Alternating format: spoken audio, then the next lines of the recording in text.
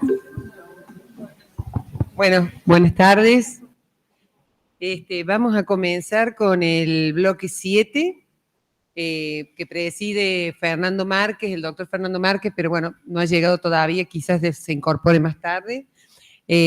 Buenas tardes a todos, mi nombre es María Laura Juárez, vicepresidenta acá en esta mesa, y este bloque 7 voy a nombrar a los ponentes para ver quiénes están presentes, que ya los veo. La doctora Alemne Mutoni y Fernanda Franchín están presentes. Cordero María Nay, presente. Egea Karina Fedra, presente. Oh, vamos bien. Leofart Carolina, también. Y Messina Gabriel. Bueno, están todos presentes. Empezamos con las doctoras Alemne Mutoni y Fernanda Franchín, ¿puede ser? Bueno, te concedemos la palabra, Fernanda.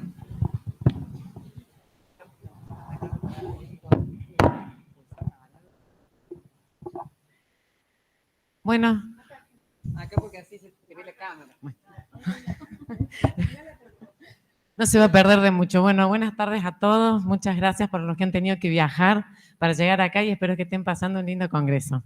Bien, en ese orden de ideas para la oferta y negociación de los valores negociables, nosotros sabemos que la norma es la ley de mercado de valores, digamos de mercado de capitales, y que, bueno, tiene un valor tuitivo que es cuidar al ahorrista. Bien, a esas dos vías, entre otras, las protege como pidiendo una autorización para realizar la oferta pública y diciendo, bueno, que al ahorrista, al inversionista, le llegue una información adecuada.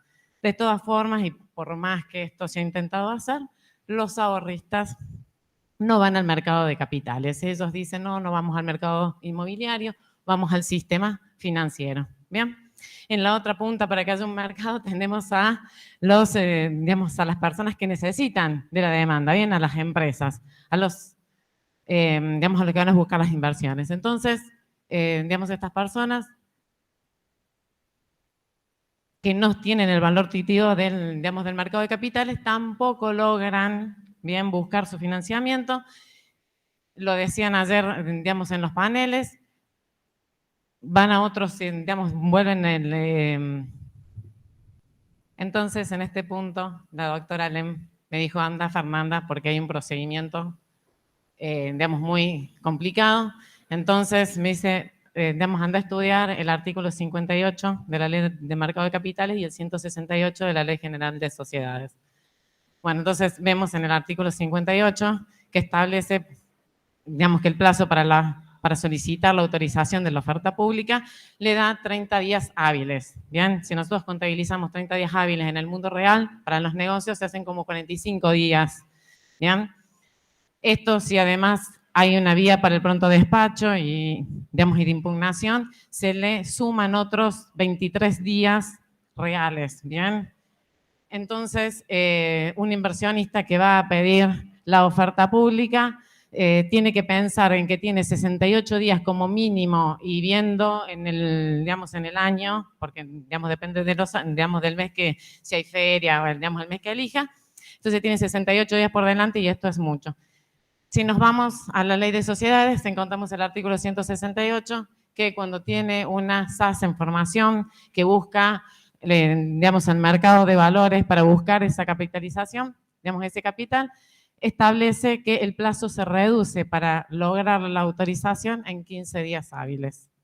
Bien, con lo cual la ponencia es simple, es decir, porque, o sea, no hay un fundamento por el cual para el mismo, la misma hipótesis, tiene dos plazos sensiblemente distintos, se reduce en un 50% el tiempo para lograr la autorización de la oferta pública. Más que en tiempo. Muchas gracias, Fernanda. Ahora la doctora María Nay Cordero, que hablará sobre diversidad en el Código de Gobierno Corporativo. Batalla cuesta arriba. Hola, buenas tardes.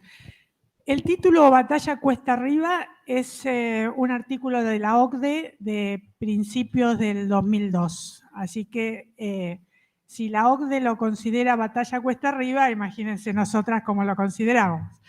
No voy a hablar de nada que no exista en el derecho europeo, ya que hay varios países, entre ellos Francia, Italia, Islandia y Noruega, que exigen un cupo del 40% de mujeres en el directorio de las sociedades que hacen oferta pública, y en Francia en todo tipo de sociedades. Hay 17 países de la OCDE que ya tienen en otras menores medidas, y además en algunos supuestos, si no hay incorporación de diversidad de género, se pueden llegar hasta suspender las decisiones del directorio y en algunos casos remover al directorio, además de las multas. Esto que digo que no es nada nuevo, lo traigo a colación porque es lo que existe en el mundo, porque son los principios de la Unión Europea. En julio del 2012 han propuesto llegar a un 40%. ¿Y qué tenemos nosotros en nuestro gobierno corporativo? En el artículo 9, cuando se modificó el Código de Gobierno Corporativo, tomando los principios de la OCDE, se habla de diversidad de género, de raza, de profesiones, independencia. Yo solamente me enfocaba al tema de diversidad de género. El tema de independencia también es más que importante en las sociedades que hacen oferta pública. Y además de esto, hace una semana terminó una nueva consulta pública en la OCDE para modificar los principios de gobierno corporativo a nivel mundial, donde se va a establecer también posiblemente en un 40%. Todo esto tiene algo que va detrás, y es la posibilidad de poder acceder en igualdades de condiciones de trabajo, que eso es lo que pide la OCDE, la Organización Internacional del Trabajo, y tener en cuenta desde el punto de vista de los recursos humanos que tanto la alta gerencia como los distintos puestos sean equitativos en ambos géneros. Es una batalla cuesta arriba, pero esto es una batalla que deben dar todo el directorio, recursos humanos, para poder ir formando, para que este cupo exista, sí, como decía hoy Gabriela Boquín en otra, por un tiempo, pero que por lo menos lo tengamos. Si ya lo pudimos hacer en la política y no nos ha ido mal, ¿por qué no lo podríamos incorporar en la nueva reforma de gobierno corporativo? Gracias. Bueno, le concedemos la palabra ahora a Carolina Egea, que va a hablar sobre SPAC y algunas reflexiones a la luz de nuestro régimen normativo. Hola, bueno, muchísimas gracias. Muchísimas gracias a ustedes como la organización por el Congreso. Bueno, para quienes nos dedicamos a mercado de capitales, realmente para mí es un honor estar en estos paneles. Y traje acá a colación un tema que quise un poco salir un poco de la comodidad de hablar solamente de títulos de deuda, de bonos y todo lo que son estructuraciones de instrumentos de deuda, para comenzar un poco a pensar, y sobre todo cuando hay gente joven, de que el mercado de capitales no es solamente como lo tenemos hoy compuesto, que es casi la gran mayoría de lo que tenemos son títulos de deuda tanto pública como privada, sino que tenemos que empezar a tratar dentro de los congresos el tema de lo que son el equity y las acciones. Yo creo que a eso tenemos que empezar nosotros a trabajar, así como desde años atrás hablábamos del tema de sustentabilidad y hoy ya forma parte de un nombre dentro del Congreso. Yo creo que es un gran tema que tenemos que empezar a generar estos caminos. Dentro de todo esto, quiero traerles acá a colación un poco lo que son estas figuras que están en el derecho comparado y sobre todo tratándose de un Congreso iberoamericano, a colación todas estas reformas que existen a nivel tanto en Estados Unidos como en México, Brasil y ahora en el reciente proyecto en España, de la que es la incorporación de las sociedades con objeto específico para compra, en las cuales las acciones se someten al régimen de la oferta pública y con la finalidad de que estas sociedades tengan como única misión, mediante un sistema en general, estas son las características comunes que tienen todos, mediante un sistema de una cuenta fiduciaria, un programa de inversión. Cuando yo miré todo esto y un poco entrando a lo que pueden llegar a ser nuevos aportes que uno le puede hacer al derecho societario argentino, ustedes lo van a ver dentro de la ponencia, un poco mi primer interés fue, dije, bueno, ¿esto yo lo puedo conformar en la Argentina, sí o no? ¿Qué tengo de normativa acá? ¿Qué existe de figuras similares? ¿Y cuál es el paso que quizás tengamos que comenzar nosotros a divulgar dentro del mercado para que sea un instrumento colaborativo de todos los demás negocios de empresarios y todos los negocios que tienen que ver con el fortalecimiento o el crecimiento de todas nuestras empresas, startups y lo demás? Dentro de todas estas figuras, nosotros tenemos en forma similar, pero no idéntica, los fideicomisos financieros con los certificados de participación, el caso que todos conocemos de fideicomiso de CITES, muy interesante en cuanto a esa estructura. Tenemos también los fondos cerrados.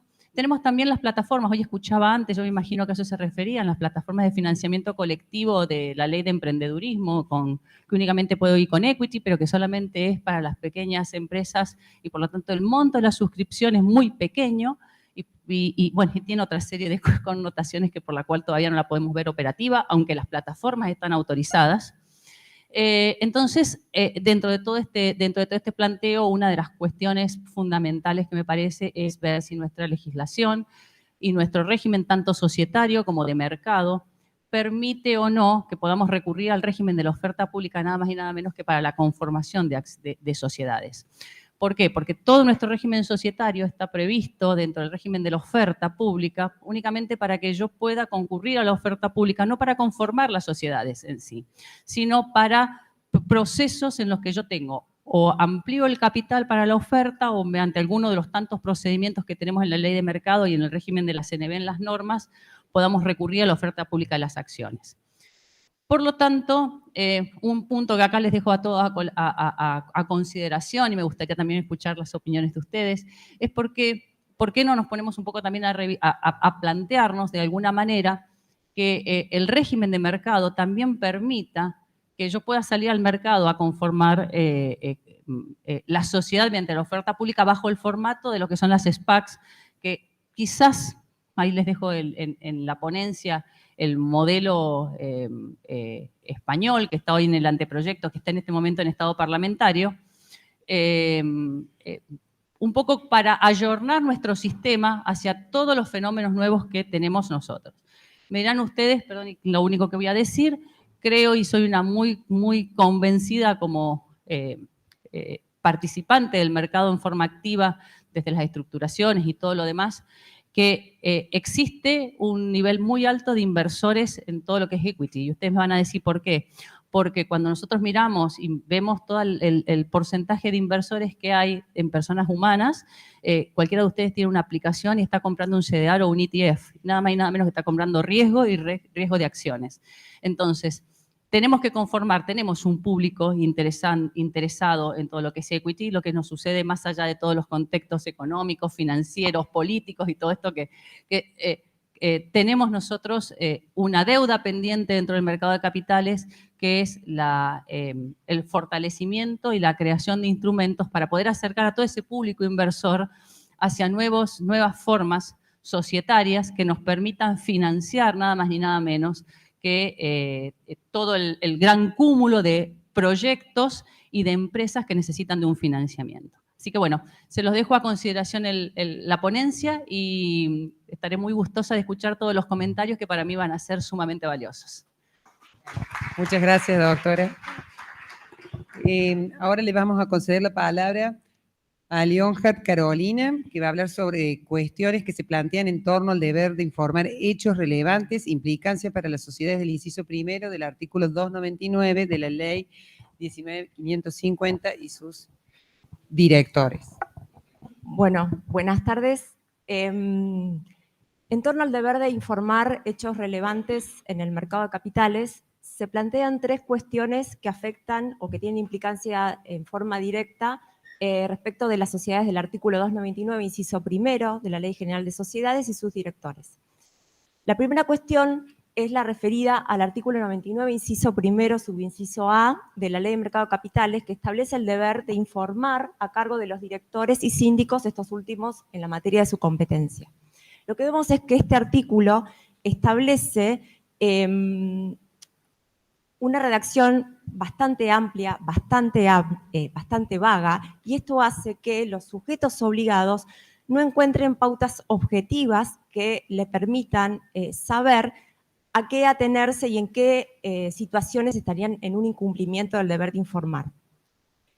Esto ha sido tratado por la jurisprudencia, el fallo CAPEX de la Cámara Nacional en lo Comercial, la Sala D, ha resuelto en relación con el artículo 5 del decreto 677 del 2001, que tenía una norma prácticamente exactamente igual a la de la Ley de Mercado de Capitales, que este artículo vulnera el principio de legalidad de la Constitución Nacional, dispuesto en el artículo 19. ¿Por qué? Porque es extremadamente vago e impreciso. Eso por un lado. La segunda cuestión que se advierte es que en numerosos precedentes administrativos, la Comisión Nacional de Valores recurrentemente sanciona a las sociedades por el incumplimiento del deber de informar. Si nosotros vamos al artículo 99, inciso primero, subinciso A, vemos que los sujetos obligados a informar estos hechos relevantes, entre esos sujetos no está la sociedad. Entonces acá también se plantean algunas cuestiones que hacen que esas sanciones que impone la Comisión Nacional de Valores puedan ser consideradas ilegítimas. La primera de ellas es también en referencia al principio de legalidad establecido en el artículo 19 de la Constitución Nacional, que al no ser sujetos obligados, por supuesto, no están obligados, valga redundancia, a cumplir esta norma, o mejor dicho, a ser sancionados. Después, estas sociedades en realidad son meras ejecutoras del deber de informar, porque las sociedades lo que hacen es publicar en la autopista la información financiera, estos hechos relevantes, pero no son los sujetos obligados de por sí por la ley para cumplir con este deber. Otra cuestión es que en realidad se estaría haciendo cargo la sociedad de un incumplimiento de sus administradores, lo cual es inadmisible dado que precisamente ante el incumplimiento de los administradores se aplica el artículo 274 de la Ley General de Sociedades y serían los administradores quienes deberían responder hacia la sociedad y no la sociedad por el incumplimiento de los administradores.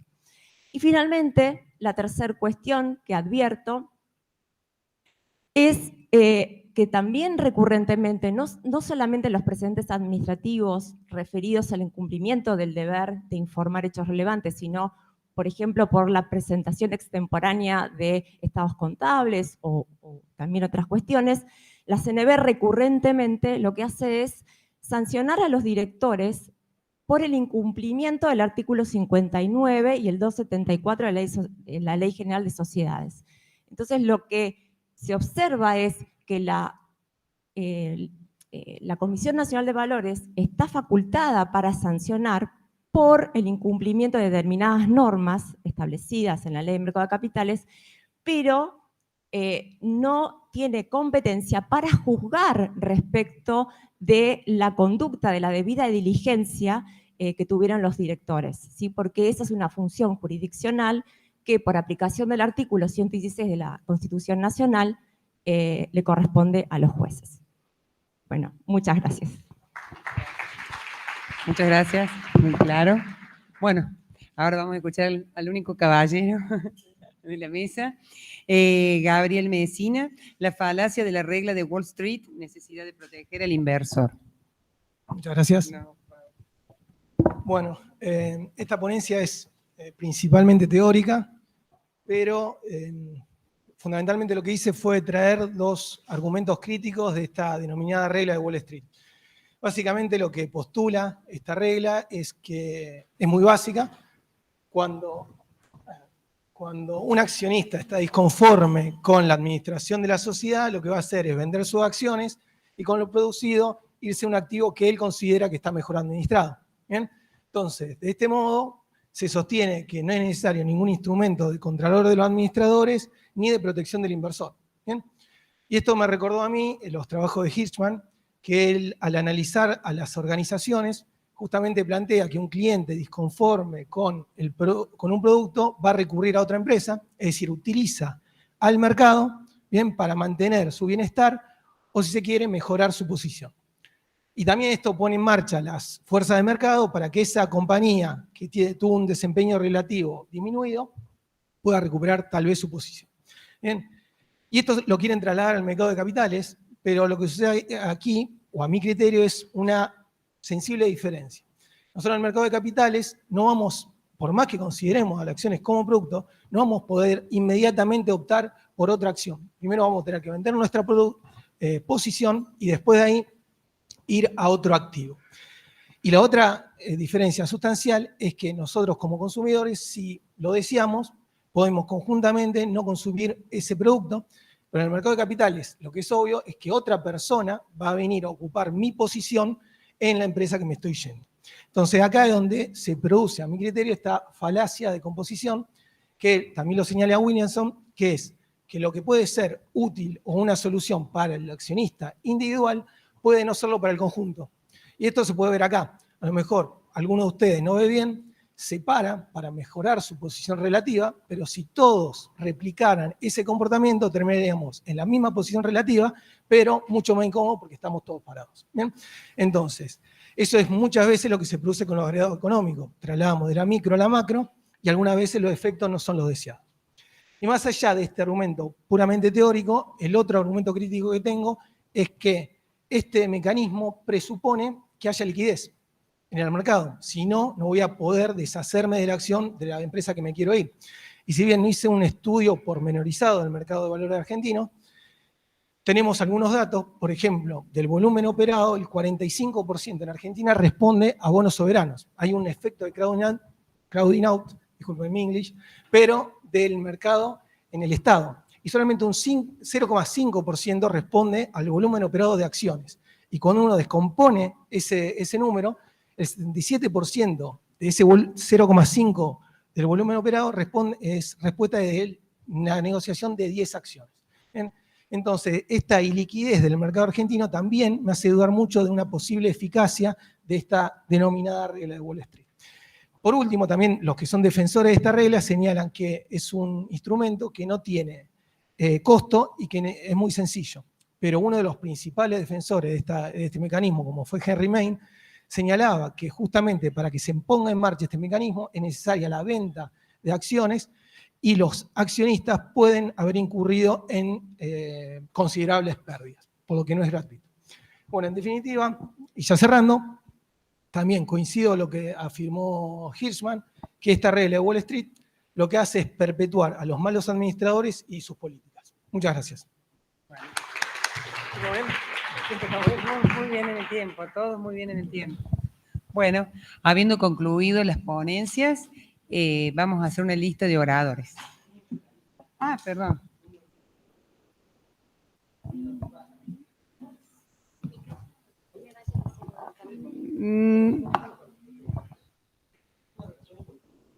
Está en la próxima. Perfecto. Listo. Bueno, entonces vamos a hacer una lista de oradores. Si alguno quiere tomar la palabra para hacer algún comentario sobre las ponencias, sobre los trabajos presentados. Allá el doctor Olivera Pino y la doctora Anaí Cordero. Bien. Vamos a empezar por la doctora y después la doctora. Para la doctora Leonhardt, ¿cómo podríamos lograr una definición de hechos relevantes que den certeza de que es un hecho relevante? Y para la doctora Egea, ¿cómo podríamos lograr la incorporación de las PAC dentro de nuestro sistema?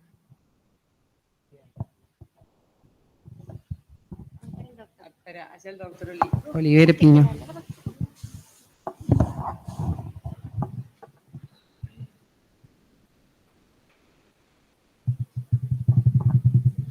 Mi pregunta también es para la doctora Leonhardt. Es sabido que la CNB aplica sanciones no solo a los directores y síndicos por la falta en el deber de información en la autopista financiera, pero por ahí me gustaría saber cuáles son los fundamentos que utiliza la CNB, porque uno puede pensar en un factor de atribución objetivo, por culpa ineligendo por parte de la sociedad, pero más allá de eso uno no puede avisorar las razones. Le damos la palabra entonces a la doctora.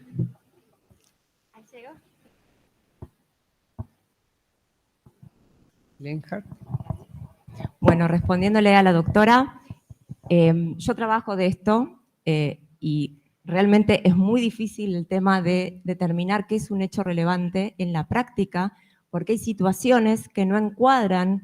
De la ponencia surge que las normas de la CNB, en el título 2 se establecen 34 incisos que establecen supuestos ejemplificativos de hechos relevantes.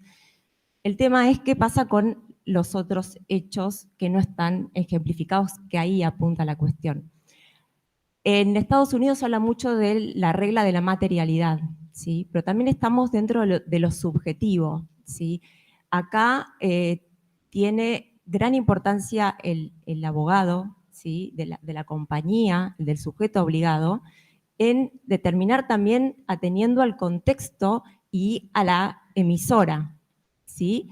¿Qué tipo de emisora es? Si es una gran emisora y todas las cuestiones que hacen a esa sociedad.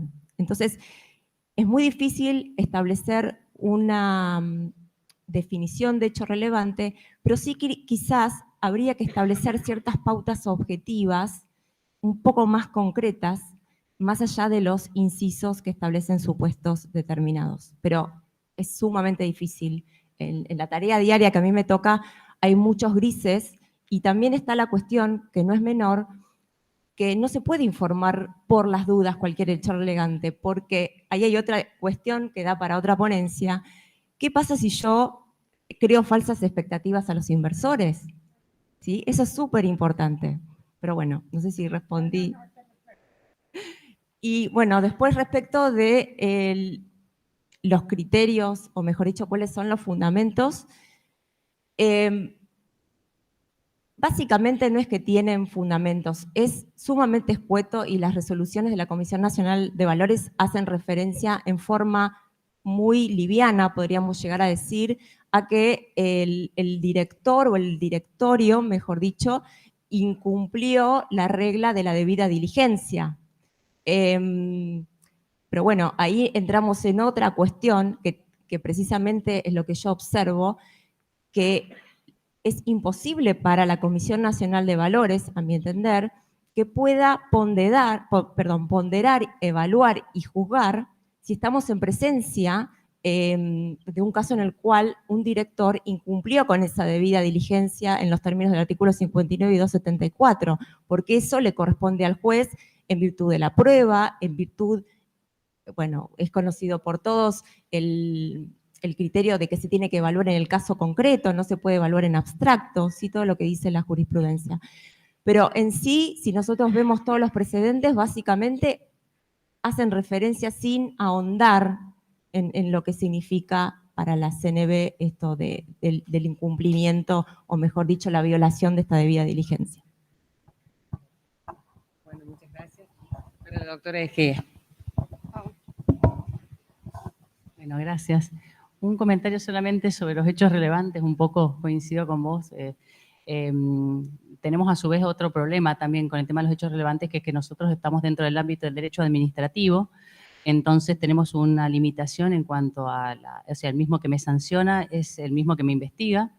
Tenemos, si bien, una modificación en el procedimiento dentro de las normas, ahora modificado y todo lo demás, pero tenemos que después ir a la revisión judicial suficiente, a una cámara, o sea que tenemos una revisión, pero la revisión es dependiendo de ese recurso directo, que en realidad es una acción, es en una cámara y por lo tanto después se nos agota un poco las vías recursivas para poder evaluar efectivamente la razonabilidad que ha tenido el directorio de la CNB en la aplicación de cualquier sanción.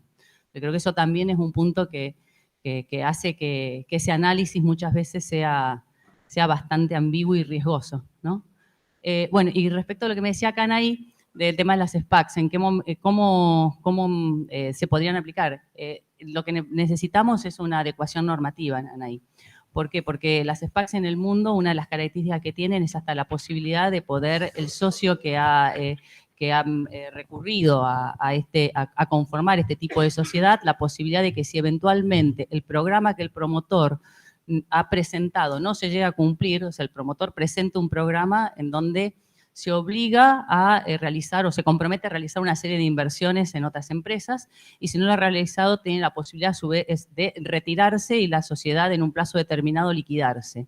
O sea que necesitamos toda una modificación legislativa para que este tipo de sociedades pueda estar, más allá de que algo que yo también les dejo planteado es el tema del ámbito de cuál es el organismo que tiene la autoridad para las autorizaciones de las sociedades, que es únicamente por la ley, la 22.169, está excluido. La Comisión Nacional de Valores tiene la fiscalización exclusiva y excluyente en un montón de cuestiones de tipo societarias, excepto en la conformación y la liquidación de la sociedad.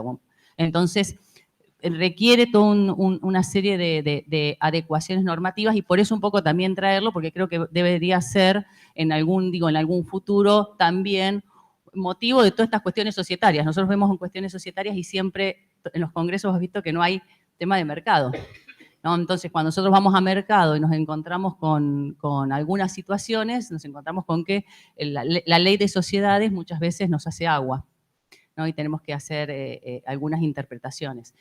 Así que, bueno, espero haberte respondido, Aney. Muchas gracias. No sé si alguien más quiere tomar la palabra.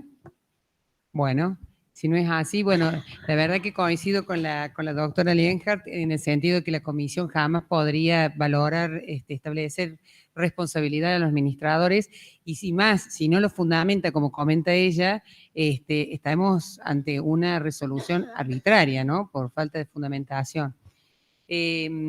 Si no hay más, nadie más quiere tomar la palabra, tenemos que concluir acá. Agradecemos a los ponentes, un fuerte aplauso, muy, muy interesantes todos los temas. Bueno, gracias.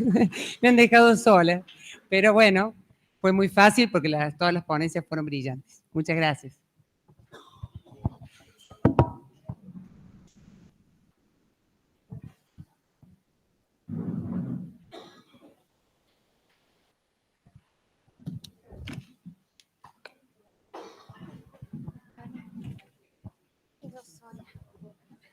No hay problema.